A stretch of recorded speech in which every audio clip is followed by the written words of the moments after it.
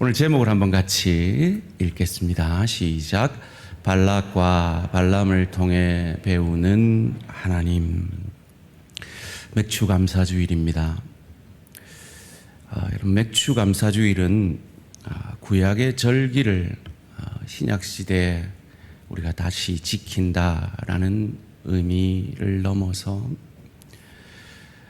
그 구약의 절기를 완성하신 예수님이 나를 향하신 그 구원의 은혜와 사랑에 감사함으로 음력 4, 5월 보릿고개를 넘기며 겨우 보리 첫 소시를 손에 쥐어서 배고파 울고 있는 자녀들 먹일 수 있는 그런 형편이 되었을 때 그 배고픈 자녀들을 먹이기 이전에 그것을 떼어 하나님 앞에 바침으로 우리보다 더 어려운 사람, 우리보다 더 어려운 교회를 도우려고 했던 우리 믿음의 선배들의 아름답고 선한 전통이 이 맥추 감사 주일입니다.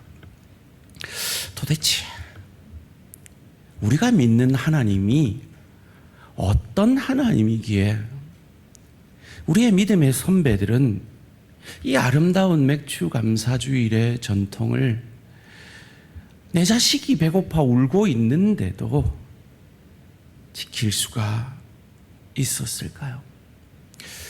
그것을 발락과 발람의 이야기 가운데 보여진 하나님에 대해 묵상함으로 함께 생각해 보기를 원합니다. 여러분은 잘 모르시겠지만 목사님들은 다 아는 유진 피터슨이라는 더 메시지라는 성경을 번역한 유명한 목사님이 계십니다. 그 목사님이 이 발람의 이야기를 성경에서 가장 웃긴 이야기 가운데 하나다라고 말씀을 하시더라고요. 거기다가 이 민수기의 22장부터 25장까지 그리고 31장에도 나오고요. 이 구약의 5권에서 발람의 얘기가 나옵니다. 베드로후서, 유다서, 요한계시록 11군데에 이 발람의 이야기가 나올 정도로 아주 하나님이 우리에게 뭔가를 강조하시는 인물로 쓰임받고 있습니다. 오늘 본문의 배경을 말씀을 드리면요. 지도를 좀 띄워 주시겠습니까? 다시 한번 정리를 40년 광야 생활을 정리하면요. 저 왼편에 고센 땅에서 그들이 출애굽을 하죠. 홍해를 건넙니다. 저 중간 아래 시내산까지 오는데 3개월이 걸립니다. 그리고 시내산에서 9개월 동안 머물면서 율법을 받지요. 그리고 시내산에서 출발하여서 가데스 바네아까지 가는데 11일 만에 도착합니다. 그런데 거기서 열정탐꾼의 잘못된 보고에 부하내동했던 1세대 이 출애굽할 때 20세가 넘었던 그 1세대 출애굽한 분들은 저 가데스 바네아에서 뺑글뺑글 돌면서 38, 9년을 방황하다가 다 죽습니다. 그리고 저 호르산에서 에시온 게벨까지 내려온 걸 우리가 지난 시간에 생각해 보았지요. 불평하다가 불뱀에 물리고 노뱀을 바라본 이야기였습니다. 그리고 이제 북진을 하는데요. 승승장구하면서 북진을 합니다. 저 모압 평지까지 승승장구하면서 이스라엘 백성들이 북진을 하는 것을 보면서 이 모압 왕이 두려워 떨죠. 그래서 저 길을 왕의 길이다라고 말합니다. 그리고 오늘 본문에는 바로 저 모압 평지에서 진을 친 이스라엘 백성들을 막아내려는 모압 왕 발락의 계략에 관한 이야기입니다. 모압이 얼마나 두려워했는지를 우리가 읽지는 않았지만 민수기 22장 2절 3절에서 이렇게 가르쳐 줍니다. 십볼의 아들 발락이 이스라엘이 아모리인에게 행한 모든 일을 보았으므로 모압이 심히 두려워하였으니 이스라엘 백성이 많음으로 말미암아 모압이 이스라엘 자손 때문에 번민하더라. 이제 이스라엘이 가나안 땅을 앞두고 이 모압을 정벌하면 이제 가나안으로 입성하게 되어지는 그 찰나에 모압 왕 발락이 미디안 장로들에게 자문을 구합니다. 어떻게 할까요? 했을 때 그 미디안 장로들이 해준 조언이 무엇인가 하면 그 시대에 국제적으로 유명한 무당이 한 사람이 있었는데 그 무당이 발람이라는 무당입니다. 따라해 봅시다. 발람. 무당은 발람이고요. 왕은 모압 왕은 발락이에요. 제가 오늘 설교를 하다가 발람하고 발락하고 헷갈려가지고 잘못 말해도 여러분은 잘 바로 알아들으세요. 이 발락 왕이 이 모압 장로들의 조언을 듣고 이 발람에게 도움을 구합니다. 이 역사적으로 이 발람의 실존성에 대해서 기록된 기록이 발견된 적이 있대요.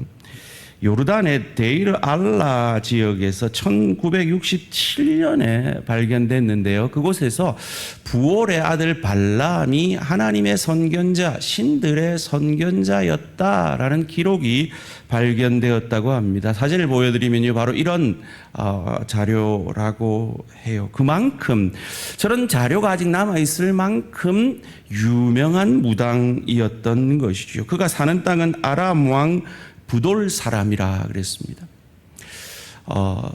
학자들은 한 20일 정도 걸려야 갈 수 있는 땅이라고 말합니다. 640km 정도 떨어진 땅이죠.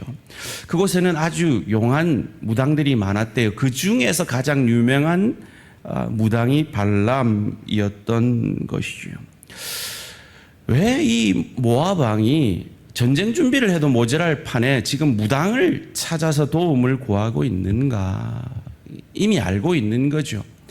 이스라엘 백성들의 수도 많았지만 그들의 수를 넘어서 하나님의 능력이 그들 가운데 일하고 있음을 알고 있는 거죠. 저는 정말 저를 보면 그렇게 고백할 수밖에 없어요. 정말 제가 저를 봤을 때는 정말 못났는데 참 하나님께서 제 능력 몇 배로 역사하고 계신다라는 생각을 늘 합니다. 아마 여러분들도 마찬가지이실 겁니다. 우리가 여기까지 온 것 우리 능력 아니라 하나님의 크신 능력임을 믿으시기를 주님의 이름으로 축원합니다. 그래서 이 발락이 발람에게 도와달라.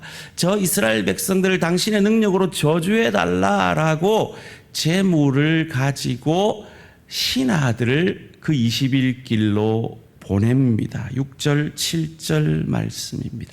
우리보다 강하니 청하건대 와서 나를 위하여 이 백성을 저주하라. 내가 혹 그들을 쳐서 이겨 이 땅에서 몰아내리라. 그대가 복을 비는 자는 복을 받고 저주하는 자는 저주를 받을 줄을 내가 알미니라. 모압 장로들과 미디안 장로들이 손에 복채를 가지고 떠나 발람에게 이르러 발락의 말을 그에게 전하매 이 뇌물을 가지고 가서 그렇게 청합니다.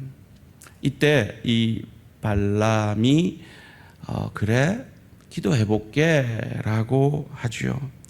그리고 하나님께서 그에게 놀랍게도 무당에게 하나님이 역사하십니다. 12절, 13절 말씀입니다. 하나님이 발람에게 이르시되 너는 그들과 함께 가지도 말고 그 백성을 저주하지도 말라. 그들은 복을 받은 자들이니라. 발람이 아침에 일어나서 발락의 귀족들에게 이르되 너희는 너희의 땅으로 돌아가라.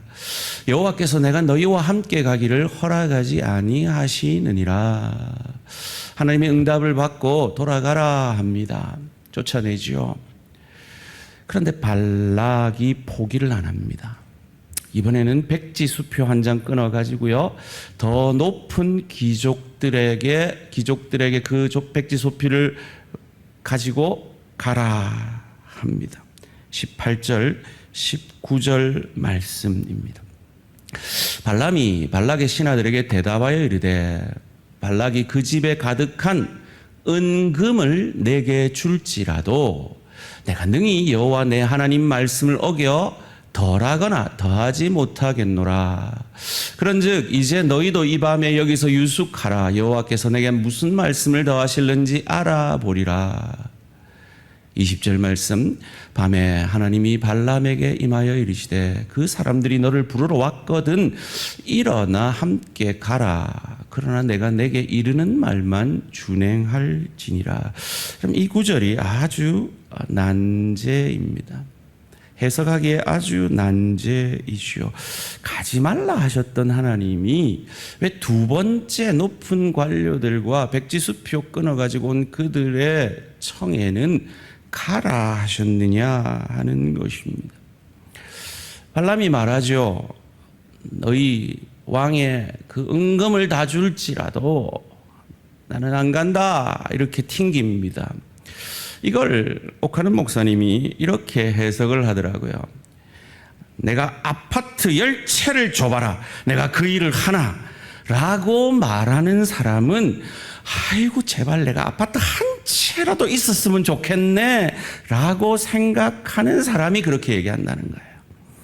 그러니까 지금 발람은 욕망에 사로잡혀 있는 것이죠.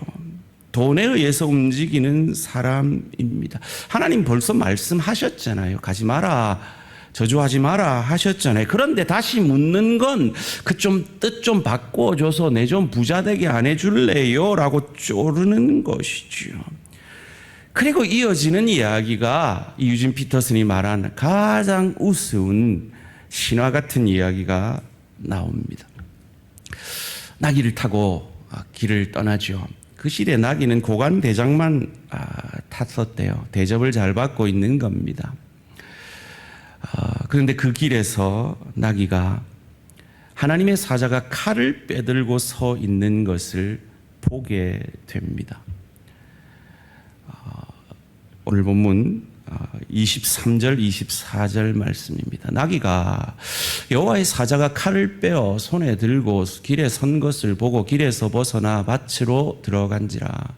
발람이 나귀를 길로 돌이키려고 채찍질하니 여호와의 사자는 포도원 사이 좁은 길에 섰고 좌우에는 담이 있더라. 그 좁은 길에 누가 칼 빼들고 서 있으니까 나귀가 얼마나 무서웠겠습니까? 그렇게 해서 포도원 담 쪽으로 계속 기웁니다.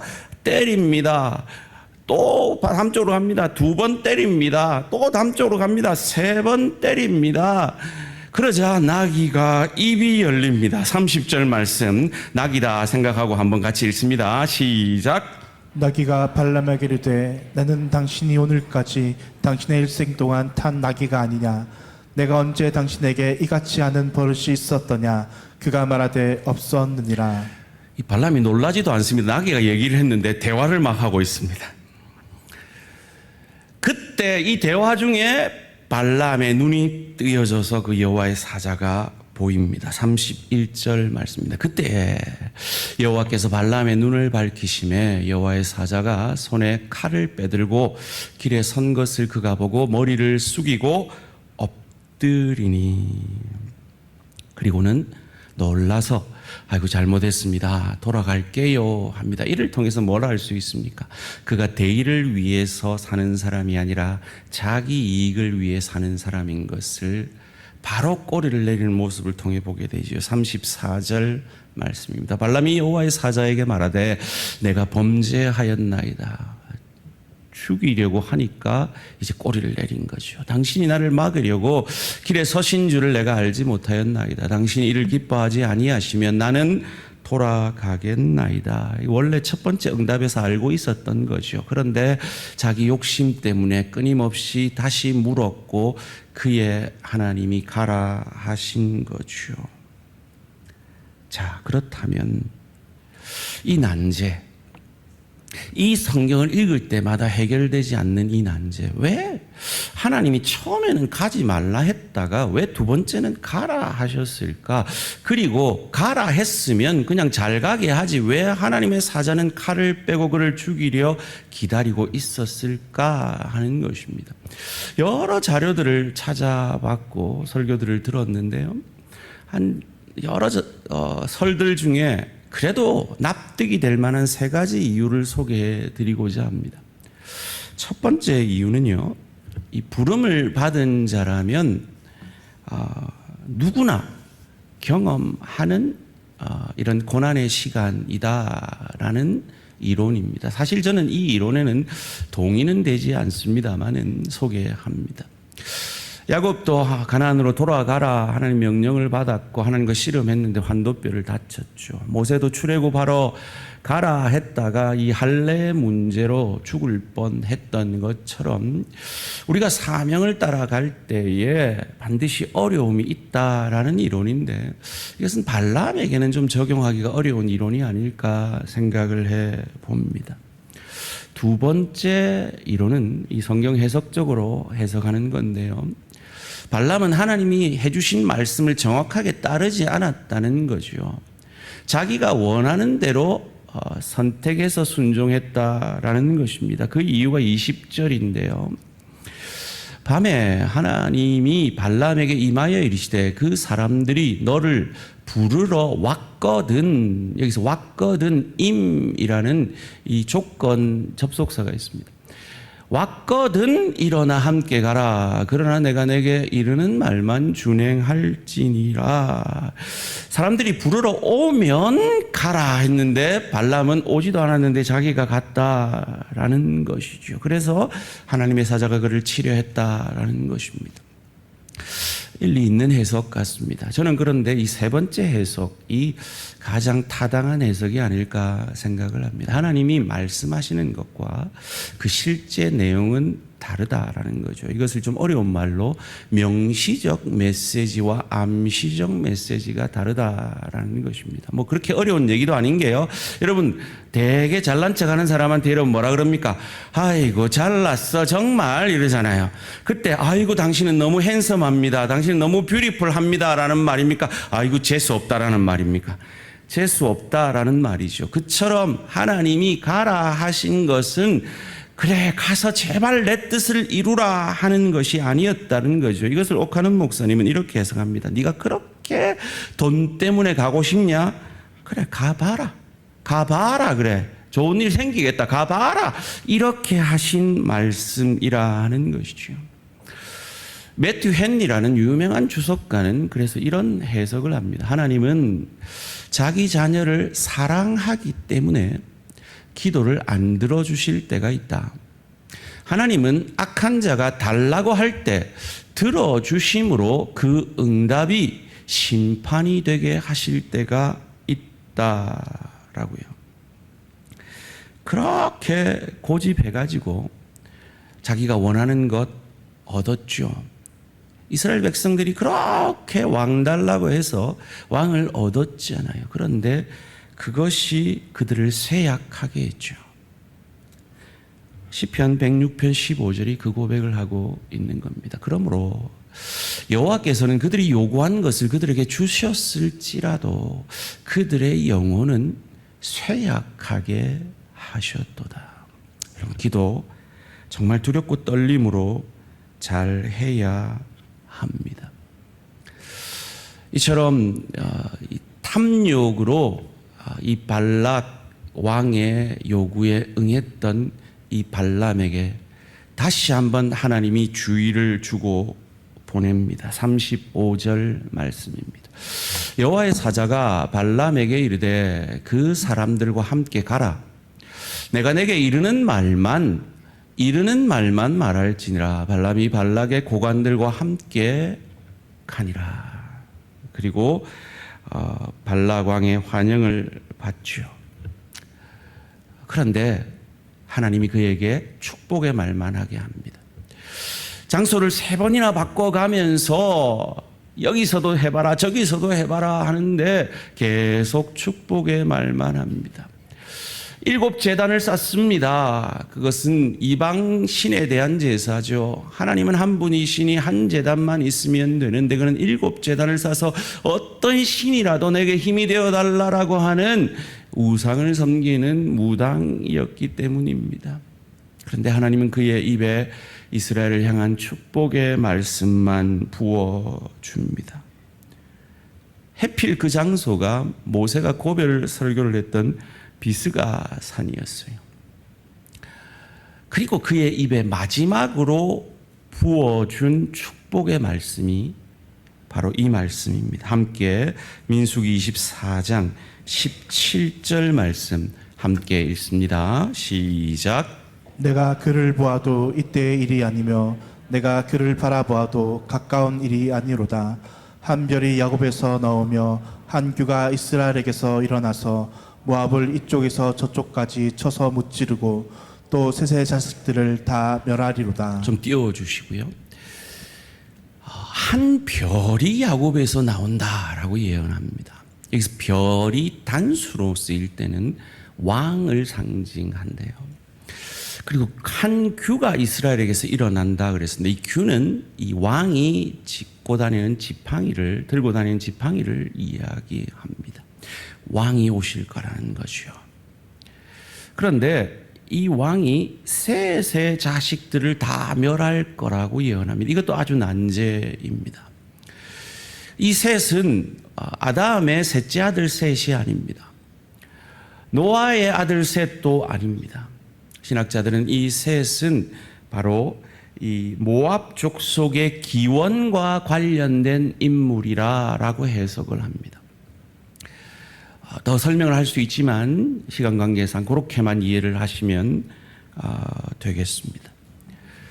자, 그렇다면 이 발락과 발람의 이야기를 통해서 우리가 배우는 하나님은 어떤 하나님이실까요? 첫 번째로 복과 저주는 하나님께만 달려 있다라는 것을 우리는 알 수 있습니다. 여러분, 오늘날도 한국 사회에 유명한 무당들 많죠. 그 유명한 무당들에게 정치가 경제인들이 돈다발 싸들고 다닌다는 이야기를 흔히 우리는 듣습니다. 왜 그럴까요? 용하거든요. 여러분, 어느 정도 용하면 국제적으로 소문이 날까요? 얼마나 신통했으면 이 발락 왕이 그의 신하들을 20일기를 보내서 청하고 거절당했으면 포기할 것이지 다시 백지수표 들고 찾아갔을까요? 그런데 그 시대에 가장 용하다는 발람도 하나님이 허락하지 않으면 저주할 수 없었고 하나님이 그의 입에 붙여준 축복만 할 수 있었음을 통해 하나님은 이 성경에서 가장 우스운 이야기를 통해 우리에게 말씀하고 있는 것입니다. 복과 저주는 나에게 달려 있다라고요. 두 번째로 이 발락과 발람의 이야기를 통해서 우리가 믿는 하나님은 저주가 아니라 축복하기를 원하시는 축복하시는 하나님인 것을 우리는 알 수 있습니다. 하나님이 하시는 일은 저주가 아니라 축복입니다. 그런데 오늘 이 사회는 하나님이 하시는 그 축복보다 저주를 서로에게 하고 있는 사회는 아닙니까? 여러분, 이 외국 영화를 보면요, 혹시 여러분 막 그냥 통역만 이렇게 자막만 보고 계실 텐데 그때 막 이런 말이 이렇게 귀에 들린 기억이 있을 거예요. 절대 이 설교단에서는 하면 안 되는 영어인데요. 여러분이 이 영어를 이해하지 못할 줄 알고 한번 해볼게요. God damn이라는 말을 막 들었던 기억이 있을 겁니다. 무슨 말인지 모르시니까 제가 하는데 이거 하면 안 돼요. 저주의 하나님이라는 뜻이에요. 그런데 여러분, God bless라는 말이 영화에 많이 들립니까? God damn이라는 말이 많이 들립니까? 저주의 하나님이란 말이 너무 많이 들리는 거예요. 하나님을 오해하는 거죠. 그래서 죄에 물든 인간들은 그 하나님의 저주를 더 많이 말하고 있는 세상입니다. 그런데 하나님은 우리를 저주하시는 하나님이 아니라 축복하시는 하나님이시라는 겁니다. 마지막 세 번째로, 그 하나님이 우리 인간을 향하여 이루신 가장 큰 축복, 참 축복은 바로 메시아 구원자로 말미암아 우리에게 주신 이 복음이라 하는 것입니다. 하나님은 이 예수 그리스도를 통해서 이스라엘에게 한 별을 허락하시고 이 야곱의 자손에서 한 규가 나옴으로 이 메시아 그리스도를 통하여서 하나님의 이 축복을 완성하셔서 저와 여러분들을 구원하셨다라는 것입니다. 이것이 가장 큰 축복임을 증명해낸 것이 바로 우리 믿음의 선배들이 지켜낸 이 맥주 감사 주일입니다. 여러분 한번 생각해 보세요. 음력 4, 5월 가을철 거두었던 그 농사가 다 떨어져 가고 보리는 채 익기 전에 산으로 가서 나무 껍질 벗겨가지고 배고파 오는 내 자식들을 먹이던 그 순간에 이제 겨우 보리 첫 추수 걷어가지고 그 울고 있는 내 자식들 배불리 멀릴 수 있는 그 시간에 그 일부를 떼서 맥주 감사 주일로 하나님 앞에 바치면서, 하나님, 우리도 어렵지만 더 어려운 교회, 더 어려운 목회자, 더 어려운 성도들 돕기를 원합니다. 내게 나 같은 죄인, 이 발람 같은 죄인, 늘 내 욕심 따라 사는 이 죄인을 구원해 주신 하나님의 은혜와 사랑 감사하는, 내 배만 불리지 아니하고 이 복을 흘려보내겠습니다 라고 주님 앞에 예물 바치며 예배 드렸던 그 날이 바로 우리 선배들이 내가 받은 축복 가운데 가장 큰 축복이 내가 구원받은 것이다 라고 삶으로 증거해 낸 절기가 바로 이 맥주 감사 주일인 것입니다. 그런데 우리는 어떠합니까? 이 놀라운 축복, 세상 그 무엇도 부럽지 않은 이 축복을 받았음에도 여전히 더 달라고, 더 받아야 감사하겠다고, 더 모아야 헌신하겠다고, 더 높아져야 기뻐하겠다라고, 하나님은 복음 안에서 우리를 완전한 신분으로 만들어 주셨는데 우리가 연봉을 따져서 높낮이를 낮추고 학력을 따라서 높낮이를 낮추고 네 몇 평에 사노? 그것 따져가면서 우울해졌다가 열등해졌다가 세상 가장 큰 축복을 받은 그 그리스도의 그 구원의 은혜에 대한 감격은 기본급이고 보너스 못 받았다고 늘 불안해하고 투덜대는 우리의 모습이 바로 오늘 이 발람의 모습과 다를 바가 없지 않습니까? 하나님 뜻을 알면서도 내 이익에 늘 민감하여서